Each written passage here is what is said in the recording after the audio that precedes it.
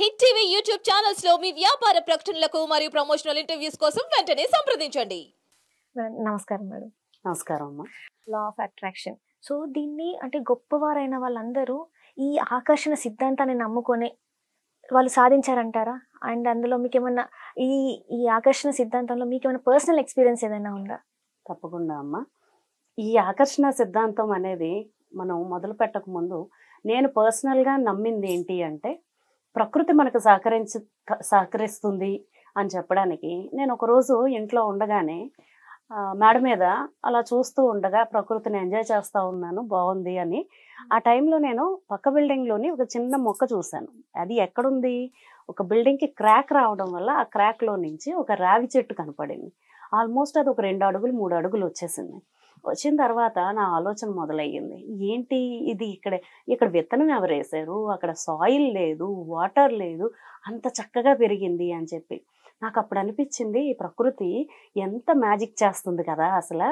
అక్కడ ఎటువంటి ఆధారం కూడా లేని దగ్గర కూడా ఆ విత్తనం ఎవరేసి ఉంటారు, పక్షి విసర్జించిన దాని నుంచి వచ్చిన విత్తనం అది కదా.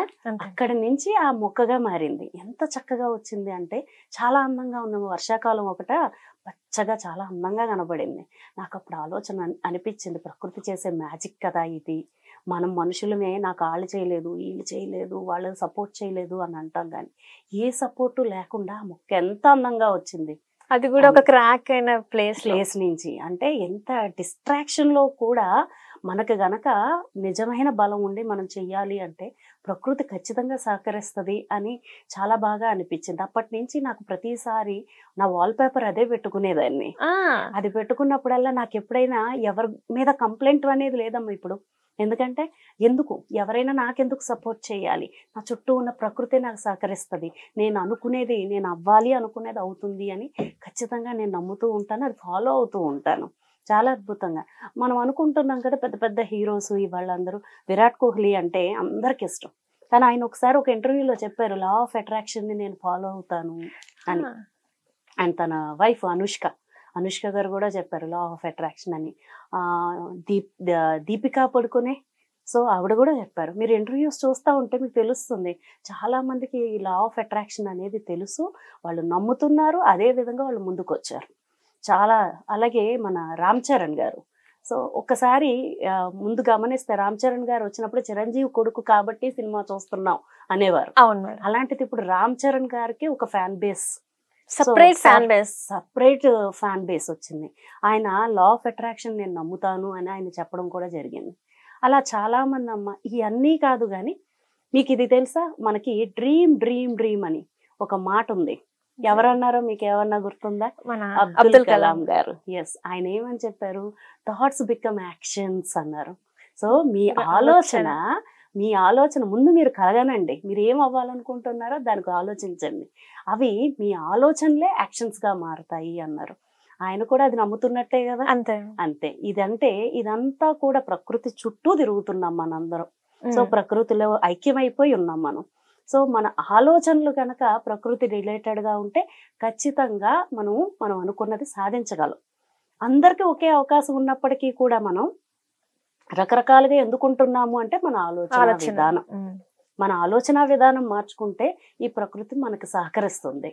ఇది ఒక అద్భుతమైన విషయంగా చెప్పుకోవచ్చు. ఎక్కడ చూసినా మీకు కనపడుతుంది ఇలాంటి ఆలోచన గనక. అందుకే పెద్దలు చెప్పారు, చాలా సంవత్సరాల క్రితం నుంచి కూడా ఇది వస్తూనే ఉంది. యద్భావం తద్భవతి, నువ్వు ఏ విధంగా భావిస్తున్నావో అదే విధంగా నీకు జరుగుతుంది అని. నువ్వు మంచి కోరుకో, మంచి జరుగుతుంది. నువ్వు చెడుగా అనుకో, నాకెప్పుడు ఇంతే, నేను ఎప్పుడు ఇంతే అని అనుకున్నావో నీకు అదే జరుగుతుంది. నువ్వు ఏది ఆలోచిస్తున్నావో అదే వస్తుంది. నువ్వు ప్రకృతిని కోరుకునేటప్పుడే నువ్వు ఏం కావాలనుకుంటున్నావు అది కోరుకోవాలి, అదే నీకు వస్తుంది అన్నమాట. ఇక్కడ నాకు ఒక చిన్న డౌట్ ఉంది. అయితే యాక్చువల్లీ ఏమైందంటే, నేను కొంతమందిని చూస్తాను అన్నమాట, వాళ్ళు బాధగా ఉండడం అండ్ ఏడుస్తూ ఉండడం, ఇలాంటివన్నీ ఏంటంటే అదంతా నెగిటివ్ ఎనర్జీని మనం అట్రాక్ట్ చేస్తున్నట్ట.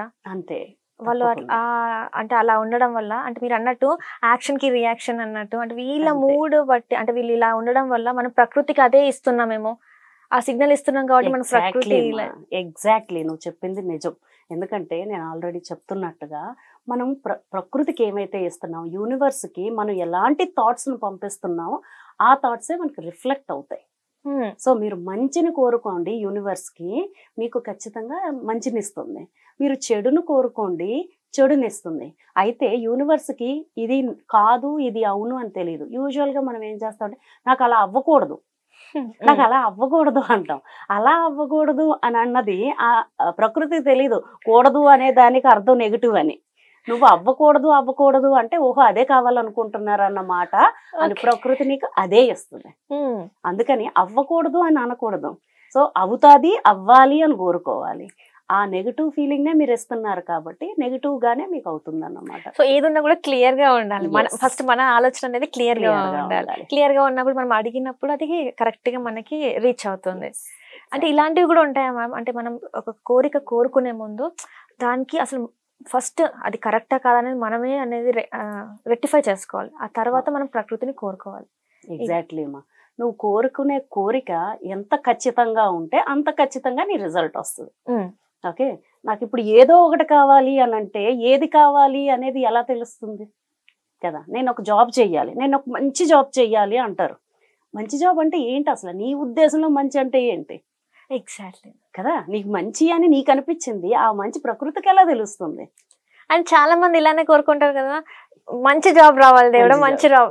కానీ అది ఏ జాబ్ అనేది ఎవరికి క్లారిటీ అనేది ఉండదు. అలా ఎన్నాళ్ళు కోరుకుంటే అన్నాళ్ళు కూడా ప్రకృతి కన్ఫ్యూజన్ లో ఉంది. ఇక్కడ యూనివర్స్ ఏం చేద్దాము అని ఆలోచిస్తుంది. అసలు నువ్వు ఏదో ఒకటి క్లారిటీ తెచ్చుకుంటే మనకు ఆటోమేటిక్ గా వస్తుంది. కానీ మంచిది అని అంటే ఓకే మంచిది అంటున్నాడు కదా, చూద్దాం అసలు ఏ మంచి కోరుకుంటున్నాడు అని అది అలా వెయిట్ అవుతుంది. అలా కాకుండా నాకు ఇది కావాలి అని యూనివర్స్ ని కనుక్కోవాలి, స్పెసిఫై గా నొక్కి చెప్పాలి. మనం చాలా చక్కగా వివరించారు. అండ్ ఇంకొకటి ఏంటంటే చాలా మందికి చాలా డౌట్స్ ఉంటాయి. నాకు తెలిసి ఈ ఎపిసోడ్ తోనే చాలా మందికి ఆ డౌట్స్ అనేవి అయితే క్లారిటీ అంటే క్లియర్ అండ్ క్లిస్టర్ క్లియర్ గా మీరు క్లారిటీ అయితే ఇచ్చేసారు. ధన్యవాదాలు మేడం.